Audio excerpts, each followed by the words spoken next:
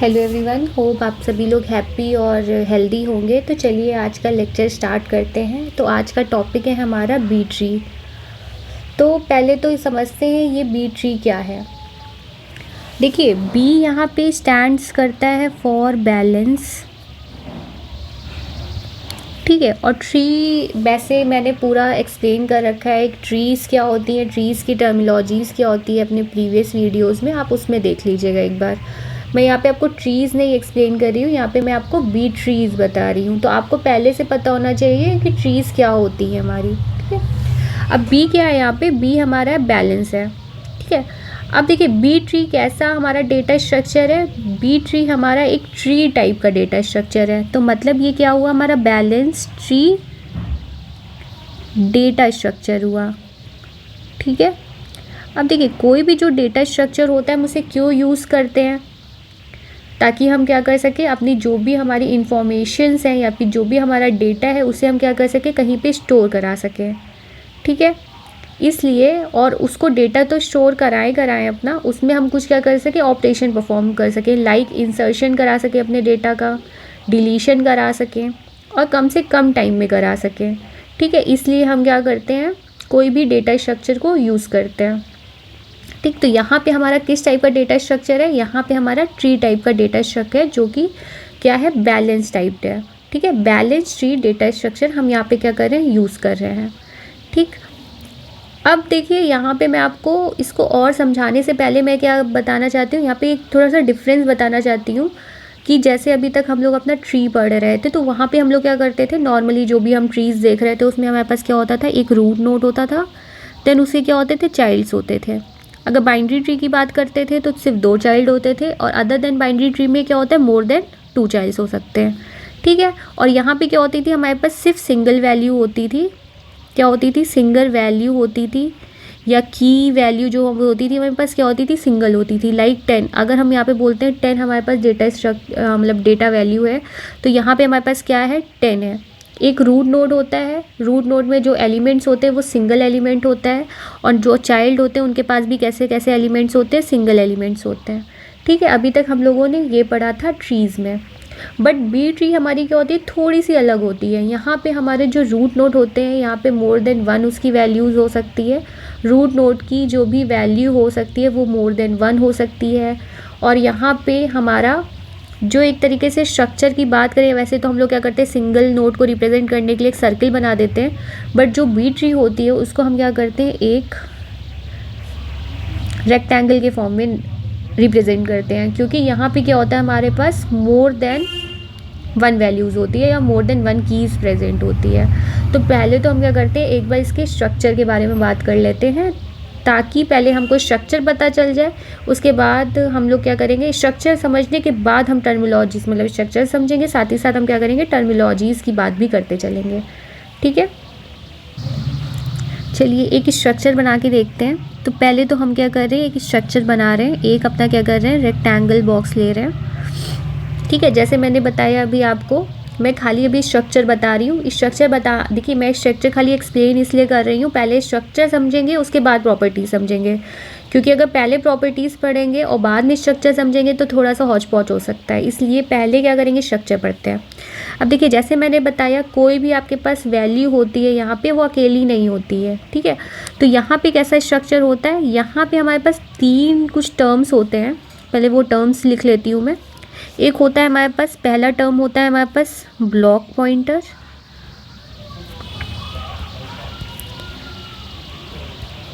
और block pointer को हम क्या कह सकते हैं, नोड पॉइंटर भी कह सकते हैं, ठीक है। दूसरा टर्म हमारे पास होता है रिकॉर्ड पॉइंटर, और हमारे पास थर्ड टर्म होता है ऑर्डर, ठीक है। अब यहाँ पे जो हमारा ब्लॉक पॉइंटर है उसको हम रिप्रेजेंट कर रहे हैं पी से, और जो रिकॉर्ड पॉइंटर है उसको पी से, और जो हमारा ऑर्डर है उसको P से, ठीक है। ये रिप्रेजेंटेशन ले लिए हम लोगों ने। अब देखिए ब्लॉक पॉइंटर का काम क्या होता है, ब्लॉक पॉइंटर और नोड पॉइंटर। देखिए पॉइंटर मतलब क्या होता है, वो पर्टिकुलर चीज़ को या किसी चीज़ को पॉइंट करे, वो हमारे पास क्या होता है, पॉइंटर होता है। अब यहाँ पे मैंने लिखा है नोड पॉइंटर, मतलब ये किसको पॉइंट कर रहा होगा, नेक्स्ट नोड को पॉइंट कर रहा होगा, या हम कह सकते हैं नेक्स्ट चाइल्ड को पॉइंट कर रहा होगा। ठीक है, तो यहाँ पे ब्लॉक पॉइंटर का काम क्या होता है, ब्लॉक पॉइंटर का काम होता है कि अपने नेक्स्ट चाइल्ड को पॉइंट करना। ठीक है, तो यहाँ पे मैं लिख देती हूँ ब्लॉक पॉइंटर। अब ये क्या करेगा, अपने नेक्स्ट चाइल्ड को पॉइंट कर रहा है। ठीक है, ऐसे ही हमारे यहाँ पे क्या हो सकते हैं, मल्टीपल ब्लॉक पॉइंटर हो सकते हैं, और जो क्या करेंगे, अपने नेक्स्ट चाइल्ड को पॉइंट करेंगे। ठीक है, ये मैंने आपको खाली एक छोटा सा चीज़ बताई है। अब ये समझेंगे कि हमारे कितने पॉइंटर्स हो सकते हैं। अब ऐसा तो नहीं है कि जितने चाहे उतने पॉइंटर बना दें, जितने चाहे उतने ब्लॉक पॉइंटर बना दें, ऐसा तो नहीं होगा, वो भी अभी समझेंगे। इसको अभी होल्ड पे डालते हैं। अब समझते हैं रिकॉर्ड पॉइंटर क्या होता है। अब देखिए, ब्लॉक पॉइंटर और नोड पॉइंटर का काम बस इतना होता है कि अपने जो भी नेक्स्ट हमारा चाइल्ड होता है या उससे लिंक्ड जो भी चाइल्ड होता है हमारा, उसको क्या करता है, पॉइंट करता है। वो हमारे क्या हो जाते हैं, ब्लॉक पॉइंटर हो जाते हैं। फिर उसके पास रिकॉर्ड पॉइंटर हमारा क्या होता है, पेयर में आता है। मतलब जो भी हमारा रिकॉर्ड पॉइंटर होता है वो किसके साथ आता है, की के साथ आता है। ठीक है, अब रिकॉर्ड पॉइंटर को हम क्या कर रहे थे, आरपी से रिप्रेजेंट कर रहे थे, और की को हम क्या कर दे रहे हैं, की के से रिप्रेजेंट कर दे रहे हैं। ठीक है, तो ये दोनों क्या होते हैं, पेयर में आते हैं। और रिकॉर्ड पॉइंटर का काम क्या होता है, ये भी एक पॉइंटर है, तो ये भी किसी चीज़ को पॉइंट करेगा। ये क्या करता है, अपने नेक्स्ट की को पॉइंट करता है। ठीक है, मतलब जो भी उसकी नेक्स्ट की होगी उसको पॉइंट करेगा। जैसे मान लीजिए ये वाला रिकॉर्ड पॉइंटर है, वो आने वाले नेक्स्ट की को क्या करेगा, पॉइंट करेगा। ठीक है, तो यहाँ पे क्या होता है, इसको पेयर में लिखते हैं, उसके पॉइंटर को प्लस की को। ठीक है, तो यहाँ पे कैसे लिखते हैं, पेयर में। एक तो क्या हो जाता है, हमारे पास की हो जाती है, और क्या हो जाता है, रिकॉर्ड पॉइंटर हो जाता है। और यहाँ पे भी हमारे पास क्या हो जाएगी, की हो जाएगी, और क्या हो जाएगा, रिकॉर्ड पॉइंटर हो जाएगा। ठीक है, होप आपको यहाँ तक एकदम क्लियर होगा। ठीक, अब देखिए, ऐसा तो नहीं है यहाँ पे हम जितने चाहे उतने की पॉइंटर रख दें, जितने चाहे उतने रिकॉर्ड पॉइंटर रख दें। तो उसके लिए क्या होती है, कुछ प्रॉपर्टीज़ होती हैं कि कब हमको रूट नोड में कितने हमारे पास की पॉइंटर होने चाहिए, कितने हमारे पास कीज़ होने चाहिए, कितने हमारे पास ब्लॉक पॉइंटर्स होने चाहिए। ठीक है, ये सब क्या होता है, कुछ प्रॉपर्टीज़ पे डिपेंड करता है। बट ये कुछ टर्मिनोलॉजीज़ थी बहुत ज़्यादा जो इम्पोर्टेंट थी, वो मैंने आपको अभी समझा दी है। ठीक है, इतना ये आपको मेरे ख्याल से समझ में आ गया होगा। ठीक, तो चलिए अब समझते हैं कि कौन से लेवल पे कितने हमारे पास कीज़ होती हैं, कितने हमारे पास रिकॉर्ड पॉइंटर्स होते हैं, कितने ब्लॉक पॉइंटर्स होते हैं। चलिए, ये मैंने अभी पी नहीं आपको एक्सप्लेन किया है, कैपिटल पी क्या होता है उसे भी एक्सप्लेन कर देती हूँ। देखिए, कैपिटल पी क्या होता है, हमारा पी हमारा बताता है ऑर्डर ऑफ ट्री बताता है कि कहीं भी आपको क्वेश्चन दिया रहेगा वहाँ पे लिखा रहेगा आपको ऑर्डर ऑफ बी ट्री। ठीक है, तो मतलब हमेशा आपको मेंशन रहेगा ऑर्डर क्या होता है, बेसिकली ऑर्डर हमारा क्या होता है, मैक्सिमम नंबर ऑफ चिल्ड्रेन। ठीक है, तो पी क्या होता है हमारे पास, basically maximum number of children होता है, उसी को हम क्या कह देते हैं, ऑर्डर कह देते हैं। ठीक है, इसको मैं बहुत ज़्यादा अभी नहीं समझाऊंगी, अभी इसके मतलब एक आध टर्म और समझा दूँ आपको, उसके बाद समझाऊंगी कि ये क्या होता है। ठीक है, इतना होप आपको समझ में आ गया होगा, यहाँ तक आपको कोई कन्फ्यूजन नहीं होनी चाहिए। इतना टफ भी नहीं था, एकदम ईजी वे में मैंने आपको समझाया है। तो चलिए अब थोड़ा सा और समझते हैं। जैसे मैंने बताया आपको, देखिए इतना तो हमें पता ही है कि हमारे पास क्या होता है, हमारे पास रूट नोड होता है, उसके बाद हमारे पास क्या होते हैं, इंटरनल नोड्स होते हैं, देन हमारे पास क्या होता है, देन हमारे पास पहला हमारे पास रूट नोड हो गया, दूसरा हमारे पास इंटरनल नोड हो गया, लास्ट में हमारे पास क्या होता है, लीफ नोड होते हैं। लीफ, ठीक है, ये हमारे पास क्या होता है, बेसिकली तीन चीज़ें होती हैं हमारे पास। ठीक है, क्या होता है, रूट नोड होता है, इंटरनल नोड होता है, और लीफ नोड्स होती हैं हमारे पास, सारी चीज़ें होती हैं। बट इन सारी चीज़ों का हमारे बी ट्री पे क्या होता है, कुछ हमारे पास यहाँ पे क्या होते हैं, रूल्स होते हैं, रूल्स और रेगुलेशंस होते हैं कि रूट नोड पे हमारे कितने चाइल्ड आएंगे, कितने हमारे पास रूट नोड पे ऑर्डर हो, मतलब कितना हमारे पास ऑर्डर ऑफ बी ट्री होगा, कितने रूट नोड पे हमारे मैक्सिमम चाइल्ड होंगे, कितने हमारे मैक्सिमम कीज़ होंगे। ये सब हमारी क्या होते हैं, कुछ रूल्स होते हैं हमारे बी ट्री में।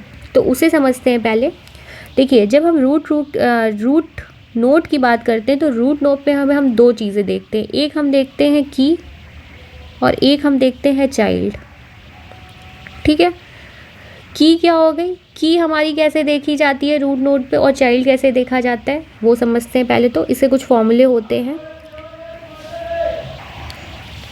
जैसे कि आप देख सकते हैं हम लोग किसकी बात कर रहे हैं, रूट नोड की बात कर रहे हैं। तो रूट नोड पे हमारे पास दो चीज़ें होंगी, एक तो हमारे पास चाइल्ड्स होंगे, रूट नोड के कितने चाइल्ड्स बनाए हम लोग, और दूसरा हम क्या चेक करेंगे कितने हमारे पास कीज़ होंगे। ठीक है, तो इसमें भी हम लोग दो कंडीशन देखते हैं, एक हम कंडीशन देखते हैं मिनिमम की, एक कंडीशन हम लोग देखते हैं मैक्सिमम की। ठीक है, तो पहले तो जब हम की बात करते हैं तो मिनिमम कितने कीज़ होने चाहिए हमारे, जबकि बात हो रही है रूट नोड की। याद रखिएगा रूट नोड पे अलग हमारे पास रूल्स लगते हैं, इंटरनल नोड्स पे अलग होते हैं और लीफ नोड्स पे अलग होते हैं। ये बहुत ही ज़्यादा ज़रूरी है, एक बार आप समझ लेंगे उसके बाद आपको कोई दिक्कत नहीं होगी। ठीक है, तो जब हम बात कर रहे हैं रूट नोड की और अपनी हम की देख रहे हैं, वो भी मिनिमम की देख रहे हैं, तो हमारा फॉर्मूला क्या होता है कि यहाँ पे जो हमारी की होती है वो कितनी होती है, मिनिमम की हमारी कितनी हो सकती है, जाहिर सी बात है एक की तो होगी ही होगी हमारे पास। ठीक है, अगर हमारे पास एक भी की नहीं होगी, हमारे पास कोई डेटा वैल्यू ही नहीं हुई रूट नोड पे, तो कोई सेंस नहीं बनता है। तो मतलब हमारे पास क्या होता है, मिनिमम पे हमारे पास एक की तो होगी। अगर हमारे पास एक की होगी तो हमारे पास कितने चाइल्ड बनेंगे मिनिमम, तो मिनिमम हमारे पास कितने चाइल्ड बनेंगे, दो चाइल्ड तो बनेंगे। ठीक है, इसको समझने के लिए एक एग्जाम्पल लेते हैं। मान लेते हैं हमारे पास ये रूट नोड है, ये हमने मान लिया हमारे पास रूट नोड है, और रूट नोड में भी जैसे मैंने बोला हमारे पास कितनी वैल्यूज़ है की एक वैल्यू है, और वो वैल्यू कितनी ले लेते हैं की हम मान लेते हैं 10 है हमारे पास। तो आप देख सकते हैं हमारे पास अगर एक वैल्यू है 10 तो हमारे पास कितने मिनिमम चाइल्ड होंगे, तो जाहिर सी बात है हमारे पास चाइल्ड होंगे 2। ठीक है, तो 2 हमारे पास चाइल्ड होंगे, मिनिमम कितने चाइल्ड होंगे, हमारे पास 2 चाइल्ड तो होने ही चाहिए, तब आके हमारा क्या होगा, रूट नोड बन पाएगा। ठीक है, और जो चाइल्ड होता है वो किससे रिप्रेजेंट किया जाता है, ब्लॉक पॉइंटर से, जैसे मैंने आपको बताया। और जो हमारी की होगी, की के साथ क्या होगा, एक हमारा रिकॉर्ड पॉइंटर होगा। ठीक है, तो यहाँ पे आप देख सकते हैं हमारे पास दो ब्लॉक पॉइंटर हो गए, जो कि हमारा क्या कर रहा है, दो चाइल्ड को रिप्रेजेंट कर रहा है रूट नोड पे, और हमारे पास मिनिमम की कितनी है, एक मिनिमम की है। ठीक है, ये हमारा क्या है, कंडीशन। ठीक है, इतना होप आपको यहाँ पे समझ में आ गया होगा। अब चलिए मैक्सिमम की बात कर लेते हैं। अब हमारे पास मैक्सिमम की कितनी हो सकती है, मिनिमम तो चलिए एक तो होनी ही चाहिए, अब मैक्सिमम की कितनी हो सकती है हमारे पास, मैक्सिमम का फॉर्मूला क्या होता है हमारे पास, p-1। ये बहुत ही इंपॉर्टेंट है, समझिएगा। और p जैसे मैंने बताया, p क्या होता है हमारा, मैक्सिमम नंबर ऑफ़ चिल्ड्रन, जो कि आपका गिवन होता है क्वेश्चन में ज़्यादातर, और नहीं होता है तो हम उसको p मान के चलते हैं। ठीक है, और हमारे पास चिल्ड्रन की बात करेंगे तो मैक्सिमम चिल्ड्रन कितने हो सकते हैं हमारे पास, मैक्सिमम चिल्ड्रन हमारे पास कितने होंगे, p किस ऑर्डर के होंगे, p ऑर्डर के होंगे। आप देख सकते हैं कि जब हमारे पास चाइल्ड हमारे पास 2 है मिनिमम, तो हमारे पास क्या की मिल रही है, 1 मिल रही है, एक कम, मतलब जो भी 2 है 2 से एक कम हमारे पास कितनी की है। वैसे ही अगर हमारे पास चाइल्ड p है तो हमारे पास की कितनी होगी, एक कम होगी, तो वो किस ऑर्डर की हो जाएगी, p-1 की हो जाएगी। ठीक है, इसको एक एग्जाम्पल से भी समझ लेते हैं कैसे। अगर हम मान लेते हैं p हमारे पास कितना है, 3 है, क्या मान लेते हैं, ये हम समझ रहे हैं यहाँ पे। ठीक है, p हमने कितना ऑर्डर मान लिया, अपना ऑर्डर हमने मान लिया 3 ऑर्डर है। ठीक है, तो हमारा कोई भी रूट नोड होगा तो उसमें कितने हमारे पास चिल्ड्रन बनने चाहिए, p ऑर्डर के बनने चाहिए, कितने मैक्सिमम नोड बनने चाहिए, 3 बनने चाहिए। ठीक है, तो हम 3 अपने मैक्सिमम नोड बना लेते हैं, मैक्सिमम चाइल्ड नोड बना लेते हैं। तो एक हमारा ये हो गया, दूसरा हमारा ये हो गया, और तीसरा हमारे पास ये हो गया। ठीक है, ये चाइल्ड 1 मान लेते हैं, ये चाइल्ड 2 मान लेते हैं, ये चाइल्ड 3 मान लेते हैं। किससे लिंक्ड होगा, BP1, BP2 और BP3। ये क्या है, BP हमारा क्या है यहाँ पे, ब्लॉक पॉइंटर्स है या नोड पॉइंटर्स है। ठीक है, तो आप देख सकते हैं हमारे पास मैक्सिमम चाइल्ड कितना हो गया, 3 हो गया, और हमारे पास यहाँ पे कितने मैक्सिमम कीज़ हो जाएंगे हमारे पास, p-1 इज इक्वल टू 2। तो हम यहाँ पे देख सकते हैं हमारे पास यहाँ पे की क्या होगी, की 1 होगी, देन यहाँ पे क्या होगी, की 2 होगी। ठीक है, अब आपको समझ में आ रहा है कि कितना, मैंने जैसे बताया था, मैंने आपको अभी पहले खाली स्ट्रक्चर बताया था। ठीक है, उसके क्या किया था, टर्मिनोलॉजीज़ को एक्सप्लेन किया था। फिर मैंने आपको बताया था कि कितने भी नहीं बना सकते हैं, उससे कुछ रूल्स होते हैं। तो यही एक रूल है कि अगर हम रूट नोड बना रहे हैं तो हमारे पास मिनिमम की कितनी होती है, 1 होती हो, और मिनिमम चाइल्ड कितना होता है, 2 होता है। और अगर हम मैक्सिमम की बात करें तो अगर ऑर्डर गिवन है तो मैक्सिमम आपका चाइल्ड कितना हो सकता है, p हो सकता है, और कितने कीज़ होते हैं, p-1 होते हैं।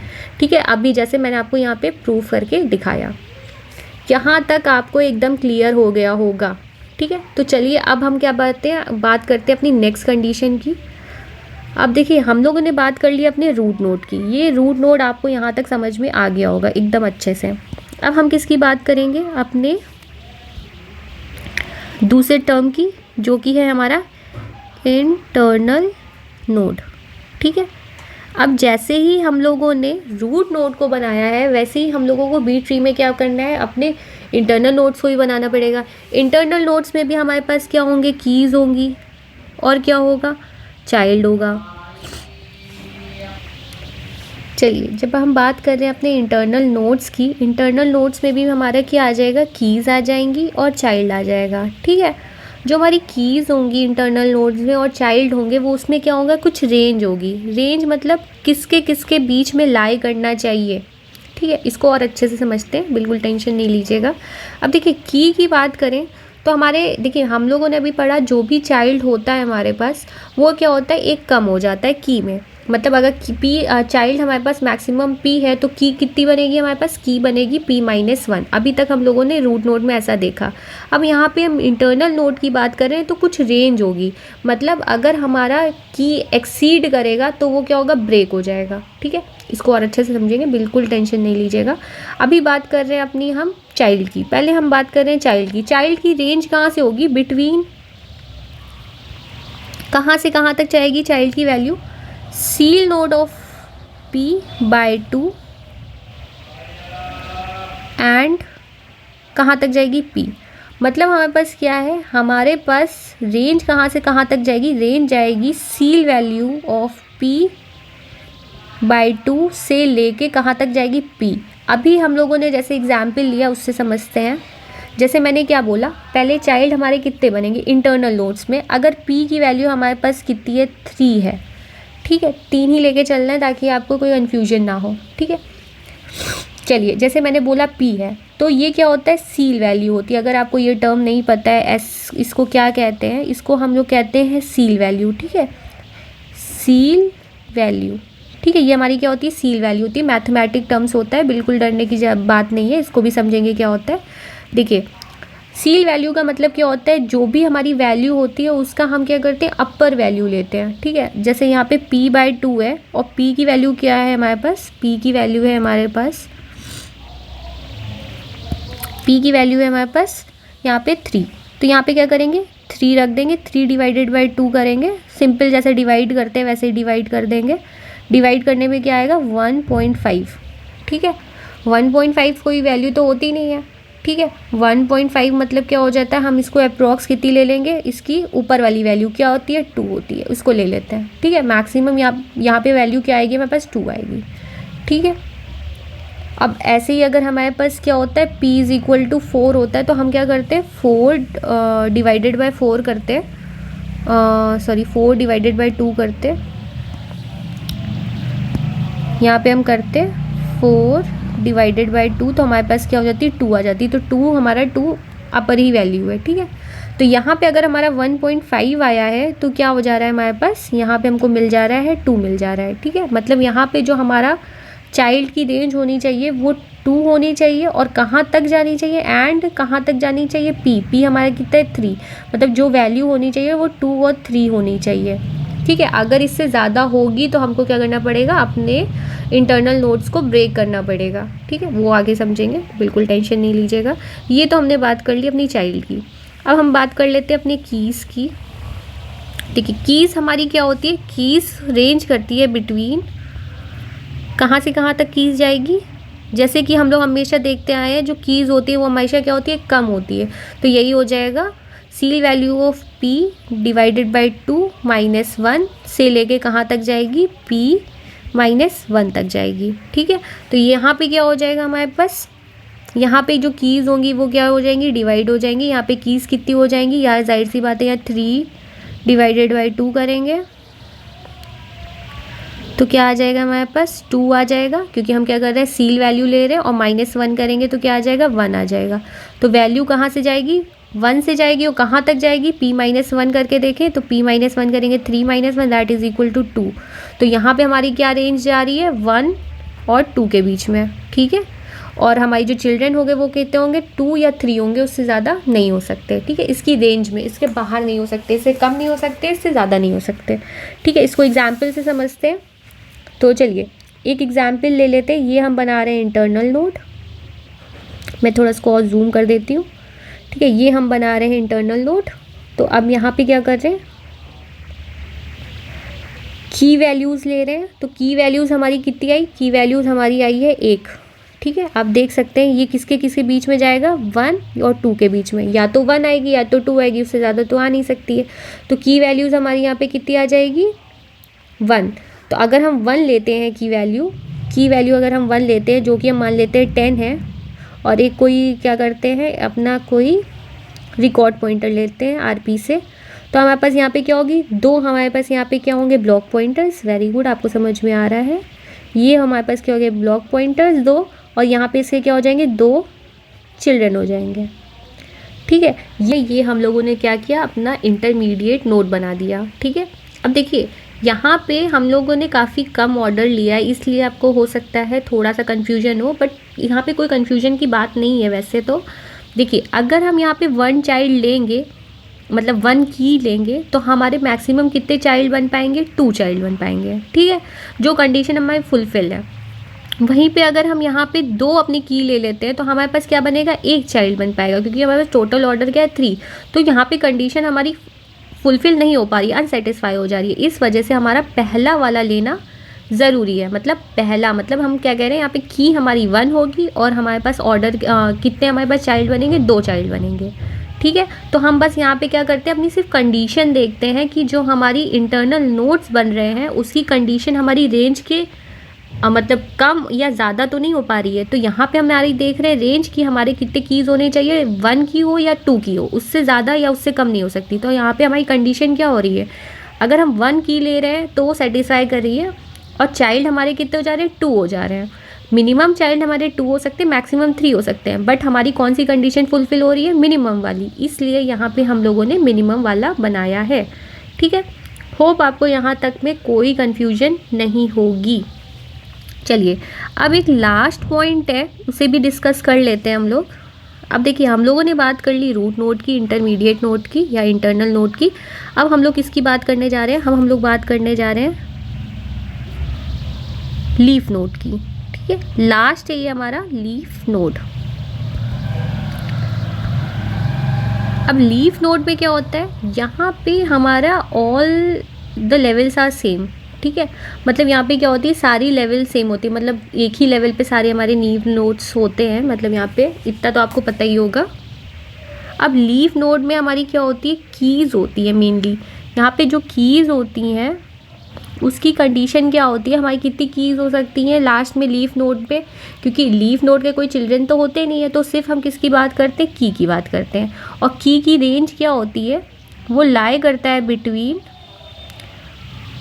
सील वैल्यू ऑफ p या order of p divided by 2 -1 से लेके कहाँ तक जाता है, p-1 तक जाता है, ठीक है। सेम कंडीशन होती है जो हमारी इंटरमीडिएट नोड की होती है, ठीक है। होप आपको यहाँ तक समझ में आया होगा कि बी ट्री क्या होती है और उसके कुछ प्रॉपर्टीज़ और टर्मिनोलॉजीज़ जो डिस्कस की है वो आपको यहाँ तक समझ में आई होगी। नेक्स्ट में क्या करेंगे, हम लोग एक इंसर्शन देख लेंगे, मतलब कि बी ट्री में इंसर्ट हम कैसे कराते हैं, तो आपका कोई भी डाउट होगा वो भी क्लियर हो जाएगा एकदम से। होप आपको मज़ा आया होगा वीडियो देख के और चीज़ें समझ में आई होगी। और अगर आपको अभी भी कोई डाउट है, एक बार वीडियो को क्या करिएगा, रिवाइव कर लीजिएगा, दोबारा एक बार देख लीजिएगा, तो आपको क्या होगा, पूरे डाउट्स आपके क्लियर हो जाएंगे। तो नेक्स्ट वीडियो में मैं क्या करूँगी, आपको एक इंसर्शन वाला पार्ट दिखा दूँगी, ताकि आपको ये समझ में आ जाए मैंने जो अभी आपको प्रॉपर्टीज़ समझाई है वो क्यों समझाई है और ये चीज़ कहाँ यूज़ में आती है, ठीक है। और थैंक यू फॉर वॉचिंग।